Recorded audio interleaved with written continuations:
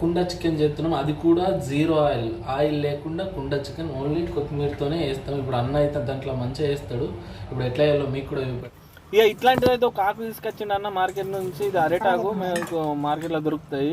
ఇది ఎందుకన్నా అని చెప్పేసి అడిగిన అంటే అన్న అన్నాడు, ఇది పైనుంచి కవర్ చేయడానికి ఆవిరి బయటకు వెళ్ళకుండా ఉండడానికి ఇది పెట్టి కవర్ చేయాలని చెప్పేసి దాని మీద కొన్ని వాటర్ కూడా పోసి పెట్టిండు. సో ఒక 5 నిమిషాలు కాగానే ఇట్లా షేక్ చేసిండు, ఎందుకంటే ఇంట్లో గరిట పెట్టద్దట, గరిట పెట్టకుంటేనే మస్తు అవుతుందంట. మళ్ళీ తర్వాత ఇక ఉప్పు వేసిండు, కొన్ని మిరపకాయలు వేసిండు, మళ్ళీ కొద్దిసేపు అది ఆకు పెట్టేసి మళ్ళీ ఆవిరి వెళ్ళకుండా అయితే పెట్టేసిండు. మళ్ళీ ఒక 5 నిమిషాల తర్వాత మళ్ళీ ఊపిండు, ఎందుకంటే ముక్కలు కింద మాడతాయని చెప్పేసి. తర్వాత అయితే కొత్తిమీర ఒక 2 కట్టల దాకా కొత్తిమీర కోసి చూసిండు.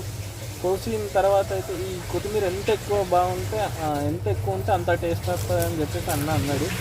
సో ఇక మొత్తానికి అయితే పెట్టేసిండు. మళ్ళీ ఒక 5 నిమిషాలు పెట్టి వేసిన తర్వాత అయితే ఇక ఇట్లా ఉన్న చూడు ఎట్లా మస్తుంది. కానీ ఇది ఒక్కటి మాత్రం అన్న చెప్తుందంటే, ఇది రైస్లకు అస్సలు బాగోదు, ముక్కకు చుక్కకు అయితే మస్తు ఉంటుంది అని చెప్పేసి అన్నాడు. మస్తు అంటే ఖతర్నాక్ అయింది. మీరు కూడా ఒకసారి ట్రై చేసుకోర్రి.